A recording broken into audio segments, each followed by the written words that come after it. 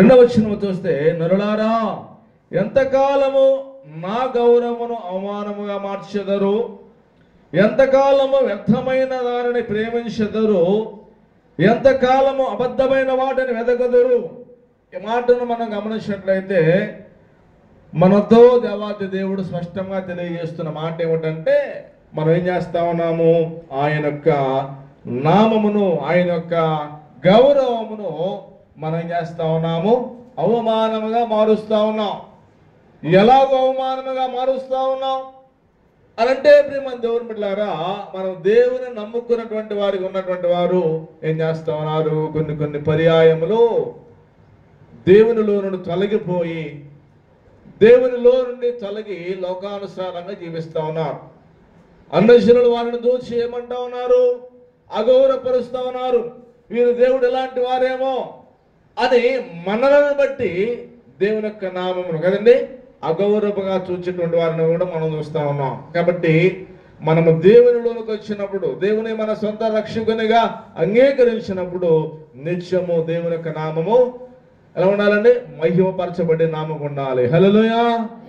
మన ద్వారా ఇట్టి పరిస్థితుల్లో కూడా అవమానము అనేది, అగౌరవం అనేది ప్రభువుకు రాకూడదు.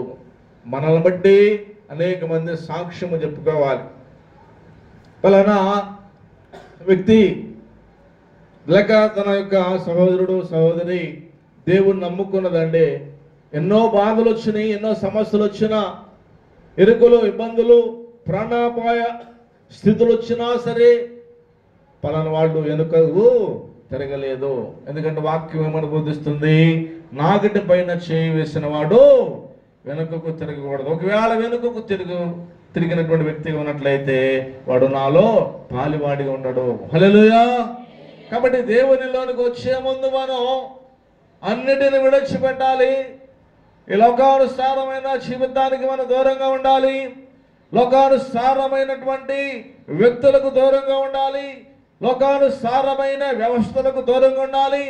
ఎందుచేతనంటే ఎంతకాలము వ్యర్థమైన వాటిని మీరు ప్రేమిస్తారు.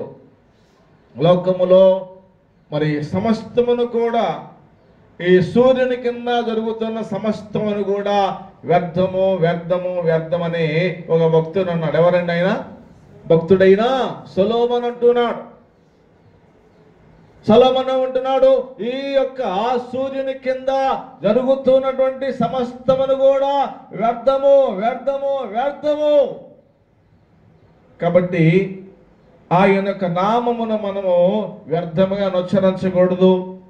అంత మట్టికే కాకుండా లోకములు అనేకమైన వాటిని మనము వ్యర్థంగా ప్రేమిస్తా ఉన్నాం, ఇష్టపడతా ఉన్నాం. దాని ద్వారా ప్రియమైన దేవుని బిడ్డలారా మనకు ఉపయోగం అంటూ ఏదీ లేదు. లోకములో దేనిని ప్రేమించినా సరే అది దూరం అవుతుంది. కానీ మనము దేవునిని ప్రేమించినట్లయితే మనము దేవునికి దగ్గర వారిగా చేయబడతాము. హల్లెలూయా. ప్రభువు కోరుకునేది అదే. మనం దేవుని ప్రేమించేవారికి ఉండాలి, దేవుని సన్నిధిని అనుభవించేవారికి ఉండాలి. వ్యర్థమైన వాటి వైపు మీరు వెళ్ళకూడదు, వ్యర్థమైనటువంటి వాటిని మీరు అనుసరించకూడదు అని దేవుని యొక్క లేఖనములు మనకు తెలియచేయబడతామని.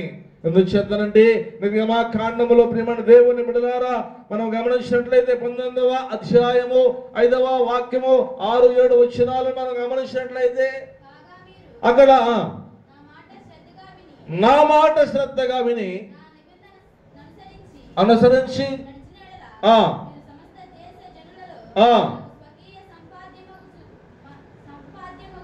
ఆమేన్. హల్లెలూయా. ఎవరనంటే దేవుని మనం ప్రేమించి ఆయన మార్గములో నడిచే వారికి ఉంటే ఆయన బిడ్డలముగా మనము చేయబడతాము. ఇశ్రాయేలు ప్రజలతో ఈ మాటలు సెలవిస్తున్నటువంటి విధానమును మనం చూస్తూ ఉన్నాం. వ్యర్థమైనటువంటి వాటి జోలికి మనం వెళ్ళక దేవుని యొక్క మార్గములలో మనం నడిచేవారి ఉండాలి. అంత మట్టికే కాకుండా నేను యెహోవాకు మొర్ర పెట్టగా ఆయన ఆలకించును, భయమునుంది పాపము చేయకుడి. హల్లెలూయా. మనము భయపడి పాపము చేయకూడదు.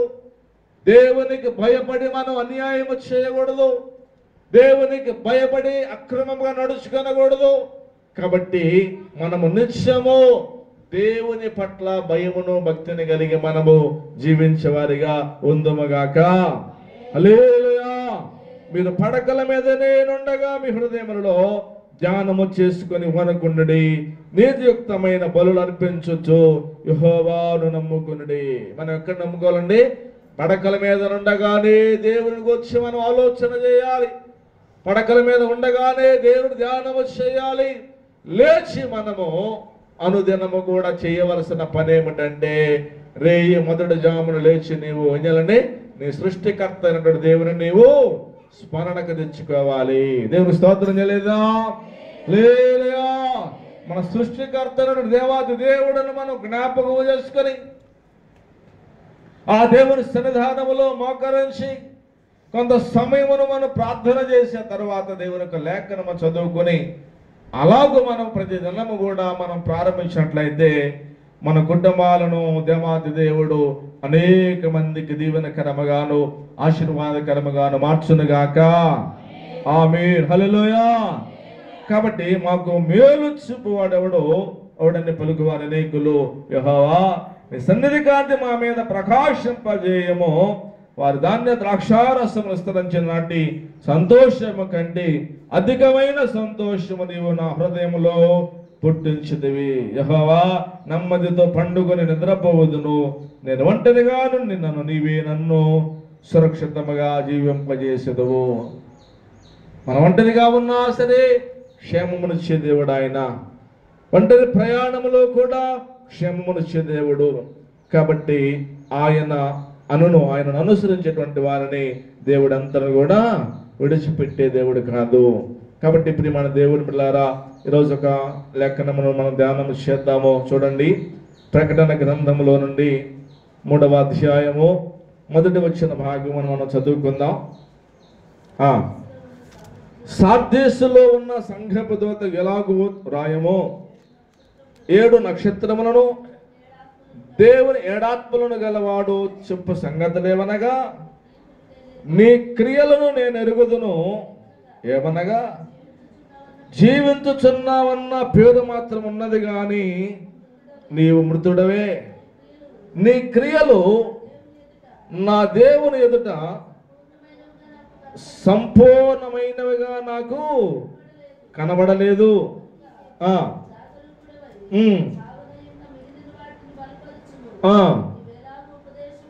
నీవు ఎలాగ ఉపదేశము పొందితివో జ్ఞాపకము చేసుకొని మారు మనసు పొందము. నీవు జాగరూకుడవై ఉండని ఎడల నేను దొంగవలే వచ్చేదను, ఏ గడియను నీ మీదకి వచ్చేదను నీకు తెలియనే తెలియదు. అయితే తమ వస్త్రములను అపవిత్రపరచుకొనని కొందరు సార్దీసులో నీ యొద్ద ఉన్నారు. వారు అర్హులు గనుక తెల్లని వస్త్రములు ధరించుకొని నాతో కూడా సంచరించెదరు. జయించువాడు అలాగున తెల్లని వస్త్రములు ధరించుకొనును.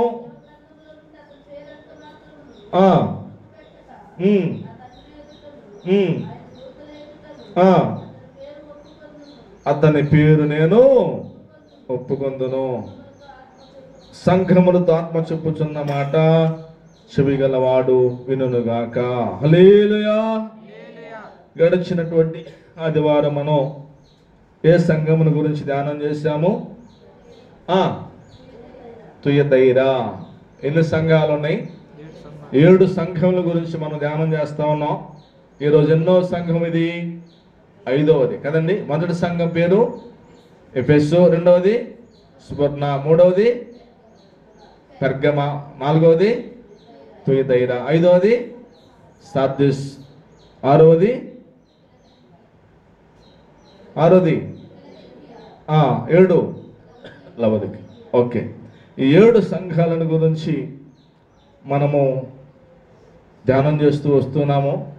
ఈరోజు 5వ సంఘము చూడండి.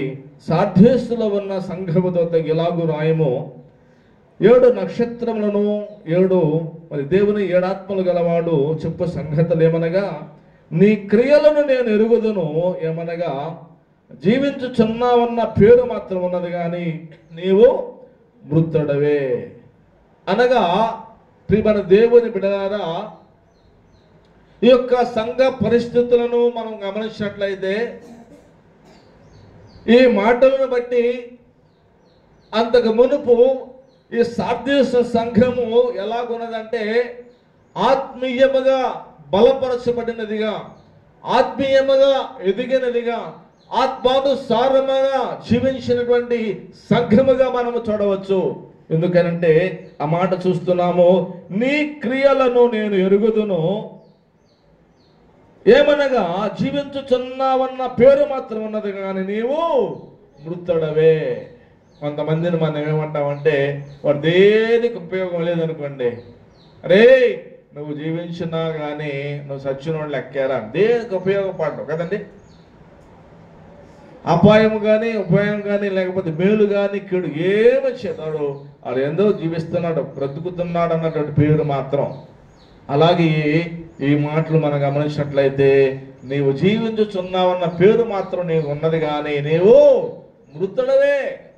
సంఘాన్ని గురించి దేవాతి దేవుడు తెలియజేస్తున్నటువంటి మాటను మనం చూస్తున్నాం. ఈ సార్దీస్ సంఘము ప్రియమైన దేవుని బిడ్డలారా, మరి ఇది చాలా ధనము కలిగినటువంటిది. ఈ సార్దీస్ సంఘము చాలా ప్రఖ్యాతి కలిగినటువంటి సంఘముగా మనం చూస్తా ఉన్నాం. ఈ సంఘము మొదటిగా ఆత్మీయముగా ఎంతో ఎదిగినట్లుగా, ఆత్మానుసారముగా జీవించిన సంఘముగా మనము ఈ యొక్క సార్దీస్ సంఘాన్ని గురించి చూస్తున్నాం. రెండవదిగా ధనము కలిగినటువంటి సంఘం.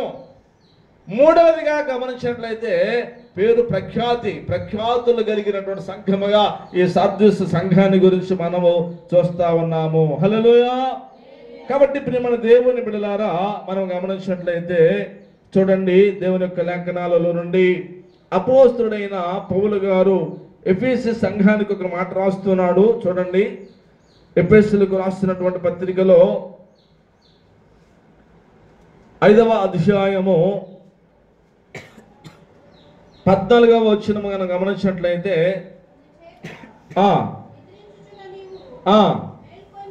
నిద్రించుచున్న నీవు మేల్కొని మృతులలో నుండి లెమ్ము, క్రీస్తు నీ మీద ప్రకాశించునని ఆయన చెప్పుచున్నాడు. హల్లెలూయా. ఈ మాటలు మనం గమనించినట్లయితే, రెండవదిగా నీ క్రియలను నా దేవుని ఎదుట సంపూర్ణమైనవిగా నాకు కనబడలేదు గనుక జాగరూకుడవై చావనయున్న మిగిలిన వాటిని బలపరచము. అందుకని అపోస్తలుడైన పౌలు గారు ఈ ఎఫెసు సంఘానికి రాస్తున్నాడు, నిద్రించుచున్న నీవు మేలుకొని మృతులలో నుండి లెమ్ము, క్రీస్తు నీ మీద ప్రకాశించుచున్నని ఆయనతో చెప్పుచున్నాడు. అనగా మన యొక్క జీవితమునకు ఈ మాటలు అన్వయించుకున్నట్లయితే, ఒకవేళ ఏ కార్యము లేక, ఒకవేళ ఎదుగు ఒదుగు లేక, ఒకవేళ ఆత్మీయముగా మనం ఎదగినటువంటి వారికి ఉన్నట్లయితే, మన స్థితిగతులు చచ్చిన వారి యొక్క లెక్కన ఉన్నట్లయితే, మనము ఈ మాటల చేత జీవింపబడి మనమందరము కూడా జీవింపజేసే మాటలను మన హృదయములలో పెట్టుకొని ఆయన మార్గములలో నడిపించబడుదుముగాక. ఆమేన్. హల్లెలూయా. కాబట్టి మనం ఏం చేయాలి? మేల్కొని మృతులలో నుండి లేవాలి. క్రీస్తు మన మీద ప్రకాశించేటువంటి విధానమును మనం చూస్తున్నాం. కాబట్టి ఆయన యొక్క సన్నిధి కాంతి నిత్యము మన మీద ఉండాలి అంటే, మనము నిత్యము ఎలా ఉండాలంటే ఆత్మీయముగా జీవించేవారు ఉండాలి. హల్లెలూయా. ఆత్మీయముగా ఎదగాలి. ఆత్మానుసారమైన జీవితాలు మనం జీవించాలి. ఈ సంఘముతో కూడా దేవాది దేవుడు తెలియజేస్తున్న మాట, ఇదిగో నీవు జీవించుచున్నావన్న పేరు మాత్రం ఉన్నది కానీ నీవు మృతుడవే. అయితే ఇక నుండైనా జాగరూకుడవై నీవు, చూడండి ఆ మాటను చూడండి, 2వ వచనములో, నీ క్రియలు నా దేవుని ఎదురు సంపూర్ణమైనవిగా నాకు కనబడడం లేదు గనుక జాగరూకుడవై చావనయున్న మిగిలిన వాటిని నువ్వేం చేయాలి? బలపరచాలి. ఏ స్థితిలో నీవు ఏ ఏ స్థితిలో నీవు నీ క్రియలు చనిపోయినవిగా, ఏ ఏ స్థితిలో నీవు ఉంటున్నావో నీవు మేల్కోవాలి. ఎలా మేల్కోవాలి? ఆత్మీయముగా మేల్కోవాలి, ఆత్మానుసారముగా నీ మేల్కోవాలి. ప్రియమైన దేవుని బిడ్డలారా, ఇదిగో నీవు శరీర సంబంధమైన వ్యక్తిగా నీవు జీవించినట్లయితే ఆ శరీరపు కోరికలు, తలంపులు, క్రియలలో ఉండి నీవేం చేస్తావంటే ఆత్మీయముగా పడిపోవడానికి నీవు ఎంతో ఆవశ్యకత ఉన్నది. హల్లెలూయా. కాబట్టి మనము ఆత్మీయంగా మేలుకోవాలి. సావనైనటువంటి ఆ మాట చూడండి, చదవండి. మిగిలిన వాటిని నీవు బలపరచాలి. ఏ విషయంలో ప్రియమైన దేవుని బిడ్డలారా, నీవు ఉన్నటువంటి హృదయంలో ఉన్నటువంటి శారీరక పరమైనటువంటి కోరికలు నీవన్నిటిని కూడా నీవు చంపుకొని ఇదిగో ఆత్మీయంగా మనం మేల్కోవాలి. ఆత్మానుసారమైన జీవితములను మనము జీవించే వారికి ఉండాలి. హల్లెలూయా. కాబట్టి ప్రియమైన దేవుని బిడ్డలారా, ఇదిగో 2వ అధ్యాయము 5వ వచనము చూడండి. ప్రకటన గ్రంథమే. నీవు ఏ స్థితిలో నుండి పడిపోతేవో అది జ్ఞాపకము చేసుకొని మారు మనసు పొంది ఆ మొదటి క్రియలను చేయము. అట్లు చేసి నీవు మారు మనసు పొందితేనే సరి, లేని ఎడల నేను నీ యొద్దకు వచ్చి నీ దీపస్తంభమును దాని చోట నుండి నేనేం చేస్తాను? తీసివేస్తాను. హల్లెలూయా. దేవాది దేవుడు ఈ యొక్క ఎఫెసు సంఘానికి కూడా తెలియజేస్తున్న మాట సేమ్. అయ్యా, నీవు ఎలా ఉండాలి? ఏ స్థితిలో ఉన్నావో, ఏ స్థితిలో నుండి పడిపోయావో జ్ఞాపకం చేసుకుని నువ్వు మారు మనసు పొంది ఆ యొక్క మొదటి క్రియలను నీవు చేయము. నీవు ఒకవేళ అలాగో చేసి మారు మనసు పొందితే సరి, లేకపోతే నేను ఎద్దుకు వస్తాను, నీ ఎద్దును నేనేం తీసేస్తాను? నీ దీపస్తంభం తీసేస్తాను. ఇలా జాగ్రత్త ప్రియమైన దేవుని బిడ్డలారా, దేవుని మార్గములో నడిపించబడుతున్నటువంటి నీవు నేను మనము దేవునికి ఇష్టమైన జీవితాలను మనము జీవించాలి. ఏ ఏ విషయాలలో మనం తప్పిపోతా ఉన్నామో, ఏ ఏ విషయాల్లో మనము దేవునికి దూరస్తులుగా మనము చేపడతా ఉన్నామో, మనము ప్రార్థనాపూర్వకంగా వాటన్నిటిని కూడా ప్రభు సన్నిధానంలో ఒప్పుకొని విడిచిపెట్టినట్టయితే మనం ఆత్మీయంగా జీవించడానికి అవకాశం ఉన్నది. హల్లెలూయా. హల్లెలూయా. కాబట్టి భక్తుడైనటువంటి యాకోబు ఒక మాట రాస్తున్నాడు చూడండి. యాకోబు రాసిన పత్రిక 1వ అధ్యాయము 22వ వచనమును మనం గమనించినట్లయితే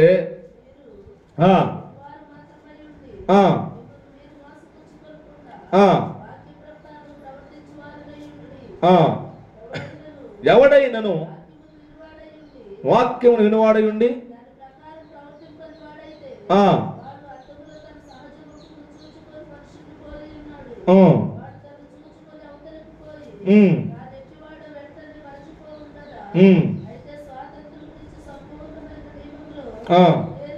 తేరు చూచి నిలకడగా ఉండువాడెవడో వాడు విని మరచువాడు కాక క్రియను చేయవాడై ఉండి తన క్రియలో ధన్యుడుగును. హల్లెలూయా. కాబట్టి ఈ యొక్క 3వ వచనములుగా మనం గమనించినట్లయితే నువ్వు ఎలాగో ఉపదేశం పొందిద్దావో, ఎలాగో ఉండిటో జ్ఞాపకము చేసుకుని దాన్ని ఏం చేయాలి? గాయకొనొచ్చు. మారు మనసు పొందము. నీవు జాగరూకుడవై ఉండని ఎడలా నేను దొంగవలే వచ్చేదను, ఏ గడి నీ మీదకి వచ్చేదను నీకు తెలియదు. కాబట్టి ప్రియమైన దేవుని బిడ్డలారా, ఈ యొక్క యాకోబు కూడా ఈ మాటను బట్టి ఒక మాట రాస్తున్నాడు. ఈ యొక్క 1వ అధ్యాయం 22వ వచనములో ఎవడైనను వాక్యమును వినువాడై ఉండి దాని ప్రకారం ప్రవర్తింపని వాడైతే వాడు అద్దములో తన సహజ ముఖమును చూచుకొని మనిషిని పోలి ఉన్నాడు. మనం ఎలా ఉండాలండి? వాక్యమును విని వాక్యానుసారముగా జీవించేవారిగా ఉందముగాక.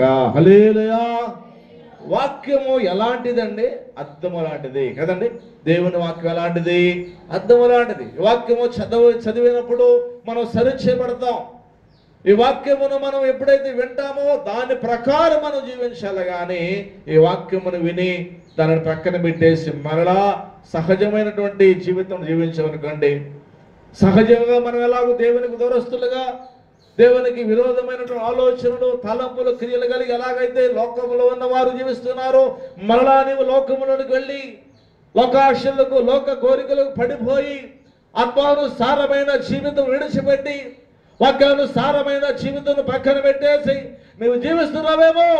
ఈరోజు ప్రియమైన దేవుని బిడ్డలారా, నీ వాక్యమును విని వాక్యానుసారంగా జీవించాలి. హల్లెలూయా. ఎలాగంటే మనం అర్థం ఎలాగైతే చూసుకుంటామో మన యొక్క ముఖాన్ని ఎక్కడ లోటుపాట్లు ఉన్నాయో అని ఆ ముఖములో ఉన్నటువంటి అటన్నిటి కూడా సరిచేయబడతాయో, ఈ వాక్యమును మనం ధ్యానం చేస్తున్నప్పుడు మనలో ఉన్నటువంటి మనం ఎలాగో జీవిస్తున్నామో, ఎలాంటి జీవితాన్ని మనం జీవిస్తున్నామో వెంటనే ఈ వాక్యము మనల్ని ఏం చేస్తుందండి? సరిచేస్తుంది. హల్లెలూయా. కాబట్టి ఎంతగా మనము దేవుని యొక్క వాక్యమును ధ్యానం చేస్తామో అంతగా దేవుని యొక్క సన్నిధిలో మనము ఉండేవారికి ఉంటాము. అందుకని నీవు జాగరూకుడవై మరి దేవుని సన్నిధానములో ఉండని ఎడల నేను దొంగ వలె వచ్చాను. దేవాతి దేవుడు ఎలా వస్తాడండి? దొంగ వలె. మత్తయి సువార్తల మాట రాయబడి ఉన్నది చూడండి. మత్తయి సువార్త 24వ అధ్యాయము 43వ వచనం. 24:43.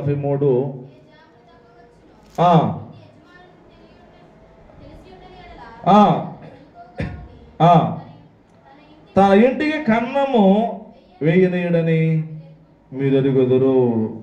మీరు అనుకున్న గడియలో మనుష్య కుమారుడు వచ్చును గనుకనే మీరును సిద్ధముగా ఉండుడి. హల్లెలూయా. ఏ జామున దొంగ వచ్చునో ఇంటి యజమానునికి తెలిసి ఉండిన ఎడల అతడు ఎలా ఉంటాడండి? మెలకు కలిగి ఉంటాడు. దొంగ ఎప్పుడు వస్తాడో తెలియదు, దొంగతనం ఎప్పుడు జరుగుతుందో తెలియదు. కాబట్టి మన ప్రభు అయిన యేసుక్రీస్తు ఎవరేమంటున్నాడు? దొంగ వలె నేను వస్తాను. తెలియనటువంటి గడియలో ప్రభు రానై ఉన్నాడు. ఎందుకు చేస్తానంటే దొంగ వస్తాడని తెలిసి ఆ రాత్రికి తెలిసిందనుకోండి, యజమానుడు ఎలా ఉంటాడండి? నిద్రపోకుండా లైట్లన్నీ కూడా వేసి ఏం చేస్తాడు? మెలకువగా ఉంటాడు. దొంగ ఏం చేస్తాడు? వచ్చి అరే బాబు వీళ్ళు ఇంకా నిద్రపోలేదురా, 12 అయినా 1 గంట అయినా అని ప్రియమైన దేవుని బిడ్డలారా వాళ్ళు ఆ దొంగతనంకు వచ్చినటువంటి వ్యక్తి చూసి ఏం చేస్తాడండి? వెళ్ళిపోతాడు. ఈ మాటను బట్టి నేను ఒక మాటను చెప్పగలను. మరి దొంగ దేనికి వస్తాడండి? దోచుకొనడానికి వస్తా ఉన్నాడు. మన దగ్గర నుండి అపవాది ఏమిదో మరి దోస్తా ఉన్నాడు చెప్పండి.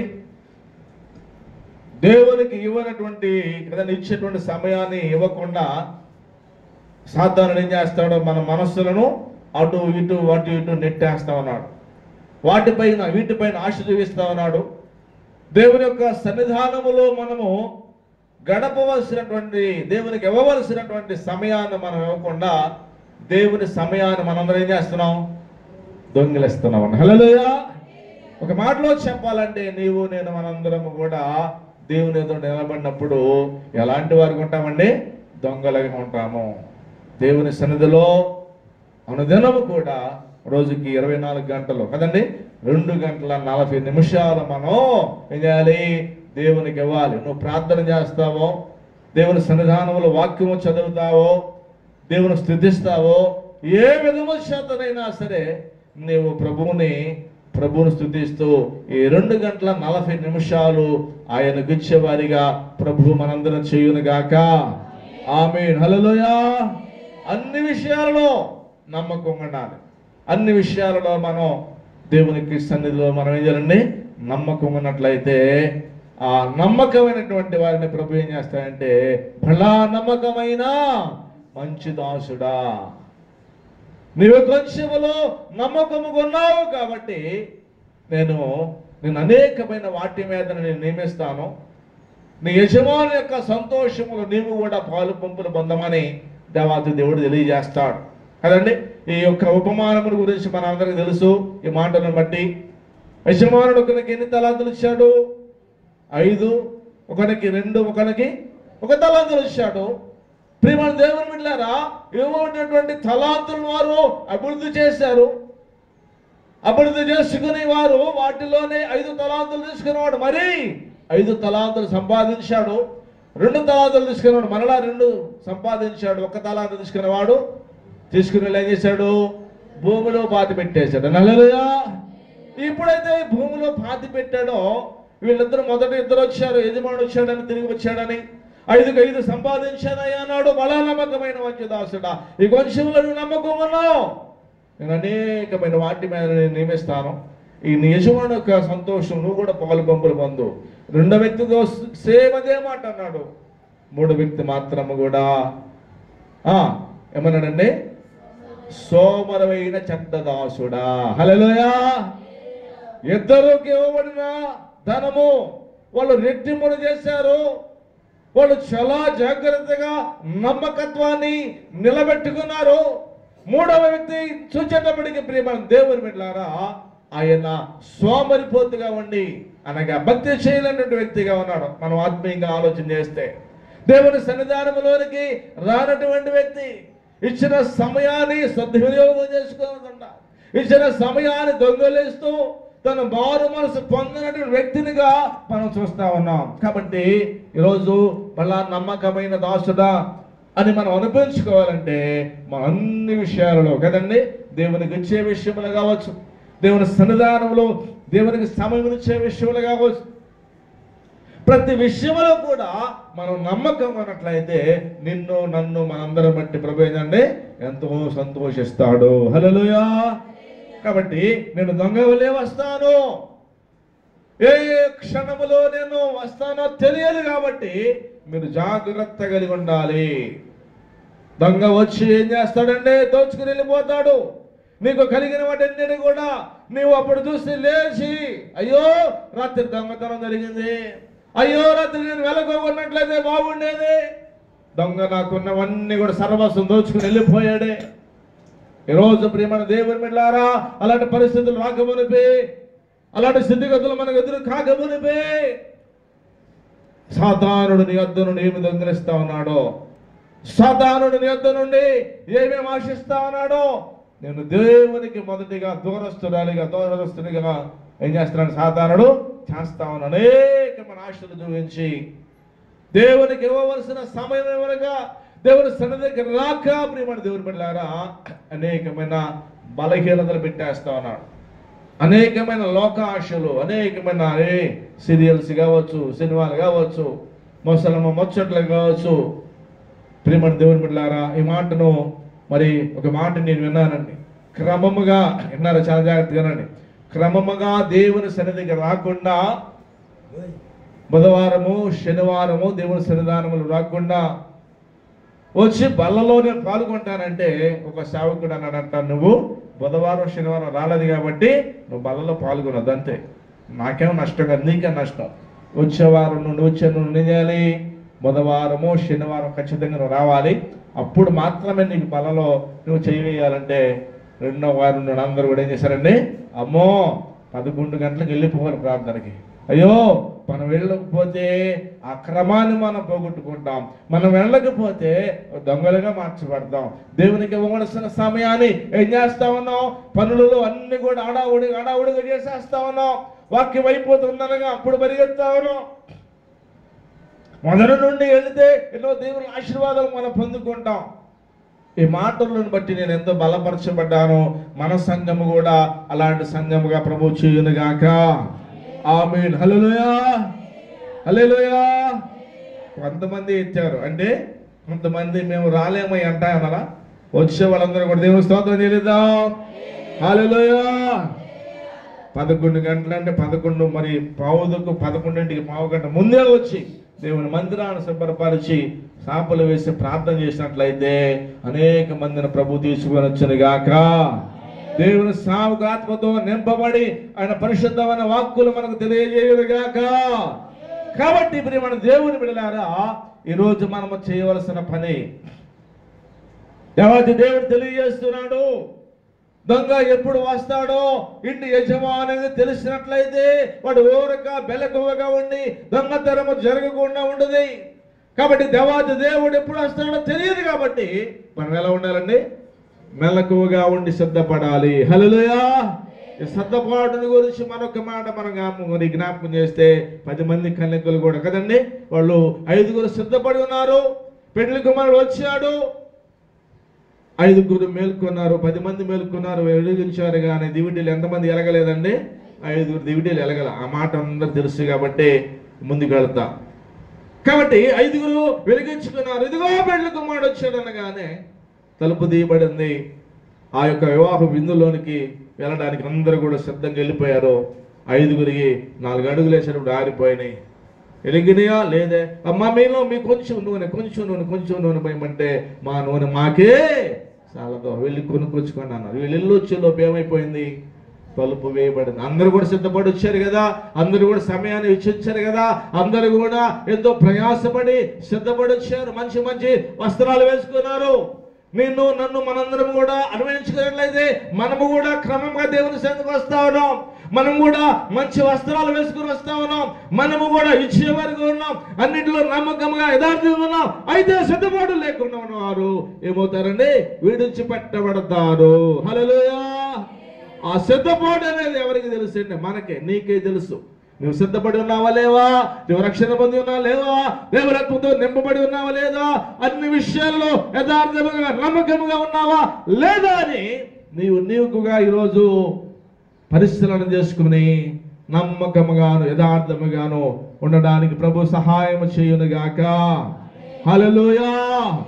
ప్రియమైన దేవుని బిడ్డలారా, సాధ్యత సంగమదు దేవాది దేవుడు తెలియజేస్తా ఉన్నాడు, దొంగ వలె నన్నొస్తాను. ఆ మాట చూడండి. మరలా రండి, వెనక్కి రండి, ప్రకటన గ్రంథంలోనికి రండి. దొంగ వలె వచ్చేదను, ఏ గడియను నీ మీదకి వచ్చేదనో నీకు తెలియదు. కాబట్టి ఆయన అతి త్వరలో రాబోతున్నాడు. ఆయన వచ్చేటప్పటికే మనం అందరం కూడా ఎలా ఉండాలండి? సిద్ధపాటు కలిగి ఉండాలి. అపోస్తలుడైన పౌలు గారు రాసినటువంటి తెస్సలోనికీయులకు రాసిన మొదటి పత్రికలో 4వ అధ్యాయము 16వ వచనం ఏమన్నాడు? ఆర్భాటముతోను ప్రధాన దూత శబ్దముతోను దేవుని బోరతోను ఆయన మధ్యాకాశంలోకి వచ్చి భూమిని వదిలినప్పుడు ఎవరు లేపబడతారండి? ఎవరైతే కదండి ప్రభువులో ఉండి చనిపోతారో వారు ఆ శబ్దం విని లేస్తారు. ఎవరైతే ఆ యొక్క స్వరాలు వింటారో, ఆ యొక్క బోర శబ్దం వింటారో అది ఎవరు కనపడుతుంది? ఎవరు లేస్తారు?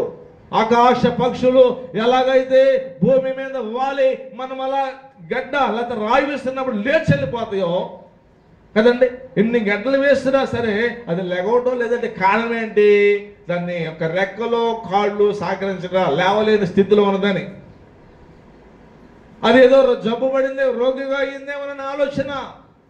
అదే మంచిగా ఆరోగ్యంగా ఉండి అన్ని విషయాలు వద్దనుకోండి, అలా రాయి వేసినట్టు ఏమైపోతుంది? లేచి వెళ్ళిపోతుంది. ఇక్కడ కూడా అంతే. ఆయన మధ్యాకాశంలోనికి వచ్చి ఆర్భాటముతో ప్రధాన దూత శబ్దముతో దేవుని బోరతో ఆయన వచ్చినప్పుడు ప్రియమైన దేవుని విన్నారా, ఆ బోర శబ్దం విన్నటువంటి వారు ఏం చేస్తారంటే లేచి ఆయన ఎదుర్కొంటారు. హల్లెలూయా. ఆ లేచే వారిలో మన యొక్క సంఘం ఉండును గాక. ఆమేన్. హల్లెలూయా. ఆమేన్ అంటా ఉన్నాం. రక్షణ పొందినటువంటి వారు మాత్రమే, రక్షణ పొంది యథార్థంగా వాళ్ళు బొందులో ఊపిరి ప్రాణం ఉన్నంత వరకు నమ్మకం ఉండాలి. ఉదాహరణ వచ్చేసిందిలే, నా కాళ్ళు చేతులు సహకరించడం లేదులే, ఇక ఏది పడితే అది తిందాములే, విగ్రహాల దగ్గర పెట్టిన తిందాములే, లేకపోతే ఎలా పడితే అలా ఉండొచ్చులే, నాదేముందయ్యే ముసలు అయిపోయి, నాదేముందో ముసలం అయిపోయింది. కుదరదు. ప్రేమంది ఎవరు పెట్టారా? నువ్వు చచ్చేంత వరకు, చనిపోయేంత వరకు నీవు దేవునికి నమ్మకముగా ఉందువగాక. హల్లెలూయా. 4వ వచనం చూడండి, త్వరగా ముగించుకుందాం. అపవిత్ర పరచుకొనని కొందరు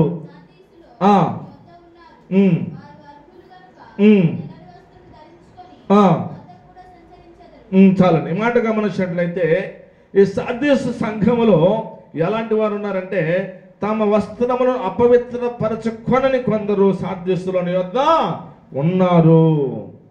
వారు అర్హులు గనుక తెల్లని వస్త్రము ధరించుకుని నాతో కూడా సంచరించగరు. ఈ సాధ్యస్ సంఘాల గురించి ఒక గొప్ప మాట ఏమిటంటే దేవుని యొక్క బిడ్డలు కొంతమంది సాధ్యస్ సంఘంలో ఉన్నారు. ప్రైజ్ హల్లెలూయా. కాబట్టి ఈ సాదృశ సంఘములో కొంత అపవిత్రమైనది, కొంత పవిత్రత కలిగినటువంటి వారు ఉన్నారు. అందుకని తెల్లని వస్త్రములు ధరించుకున్నటువంటి వారు నాతో కూడా సంచరించెదరు. జయించువాడు అలాగున తెల్లని వస్త్రము ధరించుకును. జీవ గ్రంథములో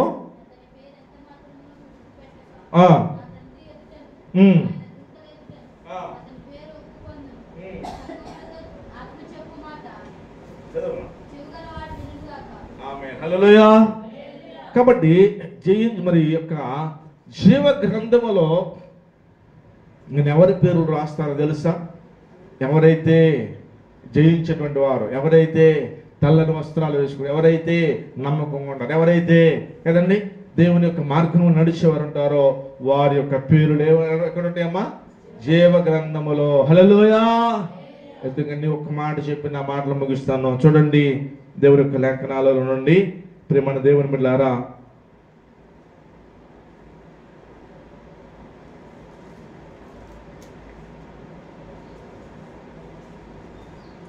నిర్గమాకాండము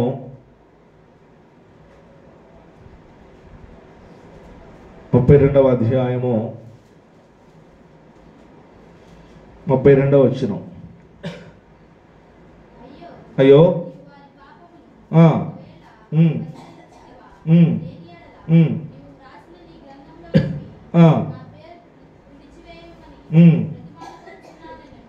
ఆమేన్. హల్లెలూయా.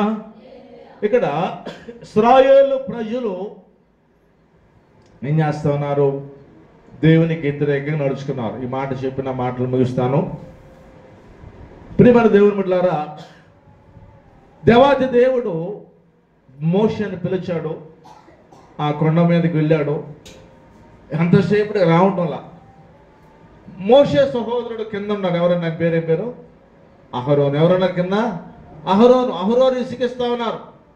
ఎదిగో ఎంతకాలము మీరు మమ్మల్ని నడిపించారు, ఎంతకాలము మేము నడిచాము, ఎంతకాలము దేవాది దేవుడు మాకు ఆహారం ఇచ్చాడు, మంచి నీళ్లు ఇచ్చారు, ఇంకెంతకాలం అయ్యా? మోషే వెళ్ళాడు, ఇంక రాలేదు, ఏమైపోయాడో అని విసిగిస్తామంటే అప్పుడు అహరోను ఏం చేశాడండి? అమ్మా, మీ దగ్గర ఉన్నటువంటి బంగారం అంతా, మీ మెడల్లో బంగారాలు కావచ్చు, ఏదైనా కానీ మీ చెవులుకున్న వాటిని అన్నిటినీ తీసుకుని రండి అన్నాడు.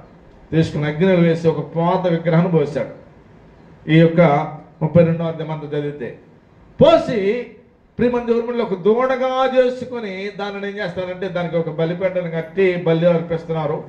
వీళ్ళందరూ కూడా దేవునికి వ్యతిరేకంగా నడుచుకుంటున్నారని ప్రభు చూశారు. అక్కడ నుండి మోషే నువ్వు కిందకి వెళ్ళు అని చెప్పినప్పుడు ఆయన యొక్క రాతి పలకలు కూడా దేవాతి దేవుడు ఇచ్చి వాటి మీద ఆయన చేతితో 10 అంకెలు రాశాడు. 2 పక్కన రాసి 2 పలకలు ఇచ్చి పంపించినప్పుడు ప్రియమైన దేవుని బిడ్డలారా, అక్కడ జరిగింది ఏమిటి? కిందకు వచ్చేటప్పుడు వీళ్ళు ఏం చేస్తున్నారు? వారు ఇష్టం వచ్చినట్టుగా అల్లరి ఆట పాటలు, వాళ్ళు ఇష్టం వచ్చిన డ్యాన్స్ చేస్తూ ఉన్నారు.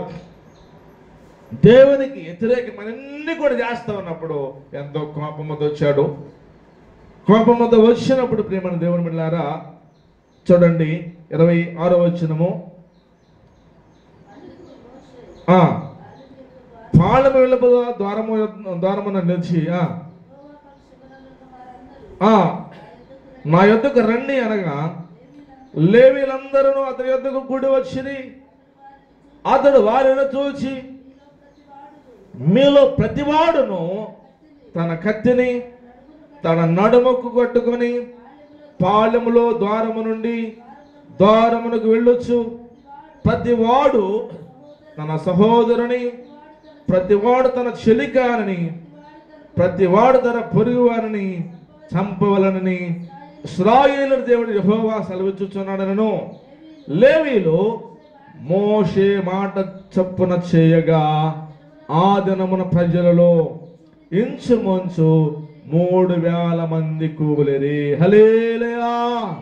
వచ్చేటప్పటికి వారి ఇష్టానుసారంగా చేస్తా ఉంటే కోపం వచ్చేసింది. దేవుని పక్షమున్న వారిటందరూ రండి అన్నాడు. వెంటనే ప్రియమైన దేవుని బిడ్డలారా అక్కడ ఉన్న లేవీలందరూ కూడా వచ్చేసారు. మీరు ఏం చేయమన్నాడు? మీ కత్తిని మీ నడుమును కొట్టుకుని పాళెములో ద్వారము నుండి ద్వారమునికి వెళ్ళేటువంటి ప్రతి వాడిని మీ సహోదరుడు కావచ్చు, మీ చెలికాడు కావచ్చు, మీ పొరుగు వారిని ఇశ్రాయేలును మరి అందరిని మరి ఆ యొక్క పొరుగు వారిని చంపమని ఇశ్రాయేలు దేవుడు నాతో చెబుతున్నాడు అని ఎప్పుడైతే చెప్పాడో వాళ్ళందరూ కూడా తన పొరుగువాడిని, చెలికవాడిని, చెలికాడిని, సహోదరుని ఏం చేశారంటే లేవీయులు చంపేశారు. ఎంతమంది? సుమారు ఇంచుమించు 3000 మంది ఒక రోజున చచ్చిపోయారంట. ఎందుకంటే అది దేవుని యొక్క కోపం అన్నమాట. దేవునికి వ్యతిరేకంగా నడుచుకున్న వారందరూ కూడా కూలిపోయారు. తర్వాత ప్రియమైన దేవుని బిడ్డలారా, ఎలా అనగా మోషే వారిని చూచి, నేను యెహోవా మిమ్మల్ని ఆశీర్వదించినట్లు మీలో ప్రతివాడును కుమారుని మీద పడియే గాని తన సహోదరుని మీద పడియే గాని యెహోవాకు మిమ్ముని మీరే ప్రతిష్టత చేసుకొనుడని చెప్పాడు. అయితే మరునాడు మోషే ప్రజలతో, మీరు గొప్ప పాపము చేసేది కనుక యెహోవా యొద్దకు కొండ యొక్కి వెళ్ళేదను. నేను మరి ఒకవేళ మీ పాపమునకు ప్రాయశ్చిత్తము చేయగలనేమోనను. అప్పుడు మోషే యెహోవా యొద్దకు తిరిగి వెళ్ళి, అయ్యో, ఈ ప్రజలు గొప్ప పాపము చేసిరి, వారు బంగారు దేవతను తమ కొరకు చేసుకుని, అయ్యో, నీ వారి పాపమును ఒకవేళ పరిహరించుతావా, లేని ఎడలా నీవు వ్రాసిన నీ గ్రంథములో నుండి నా పేరు తుడిచివేయమని బతిమాలుకొంటున్నాడు. హల్లెలూయా. ఇక్కడ ఈ మాటను మనం గమనించినట్లయితే మోషే కూడా ఏమన్నాడండి, నీ గ్రంథములో ఆ పేరును నా పేరును మీరు తీసివేయండి. చూసారా, మన ప్రజల కొరకు మోషే ఒక శ్రేష్టమైనటువంటి మాట అంటున్నాడు, నీ కోపము రగులుకొని యొద్దయ్యా వీళ్ళని క్షమించమని. అందుకనే జయించేటువంటి వాడు ఎలా ఉంటాడంటే, ఆ జయించేటువంటి వాడు వీటన్నిటిని జీవ గ్రంథములో దేవుడు ఏం చేస్తాడండి, వారి పేరు లిఖిస్తాడు. ఆయన పేరు ఎంత మాత్రమును కూడా తుడిపి పెట్టక తండ్రి ఎదుటను ఆయన దూతల ఎదుటను అతనిని నేను ఒప్పుకుంటాను. నీవేమో మరి మనుషులు ఎదుట నీవు ఒప్పుకొనకుండా చాలా మంది ఏం చేస్తారండి, రహస్య క్రైస్తవులుగా చేసేది మంచిగా భక్తి చేస్తారు, కానీ ప్రభువుని మీ సొంత రక్షకునికి అంగీకరించన్నామంటే అంగీకరించే విషయంలో మాత్రం వెనకడుగు వేస్తాం. నువ్వు ఎన్ని రోజులు ఉపవాసాలన్నా పెట్టు, మేము ఇంతే అంటారు కొంతమంది. 3 రోజులు పెట్టు, వారం రోజులు పెట్టు, 11 రోజులు పెట్టు కదండి, 21 రోజు పెట్టు, 40 రోజులు పెట్టు, 50 ఎన్ని రోజులన్నా పెట్టు, మేము ఎట్లాగే ఉంటామంటారు కొంతమంది. వారి పేరు జీవగ్రంథం ఉండిద్దా? ఎంత మాత్రం కూడా ఉండదు. చాలా జాగ్రత్త. ఆ జీవ గ్రంథములో మన పేరు ఉండాలంటే నీ పేరు నా పేరు ఏం చేయాలి? మనము రక్షణ పొందాలి. నీవు నేనేం చేయాలి? ఆయన మన రక్షకుడికి అంగీకరించాలి. మోషే కూడా దేవుని బతిమాలాడుతా, అయ్యా వారిని క్షమించండి, నువ్వు ఉగ్రతను వారి మీదకి రప్పించొద్దయ్యా, ఒకవేళ నువ్వు వారిని క్షమించకపోతే ఆ గ్రంథములో నుండి నా పేరే తీసిమన్నాడు. చూడండి ఎంత మరి కొత్త చెబుతున్నాడు. కాబట్టి నీవు నేను మనము కూడా మరి రక్షణ పొందుకొని ఆ యొక్క జీవ గ్రంథములో మన పేరు రాయులాగున మనందరము కూడా ఆయన మార్గములో నడిపించబడుదము గాక. ఆమేన్. హల్లెలూయా.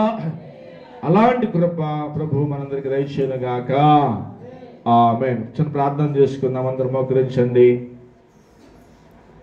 అవును ప్రభు, ఈరోజు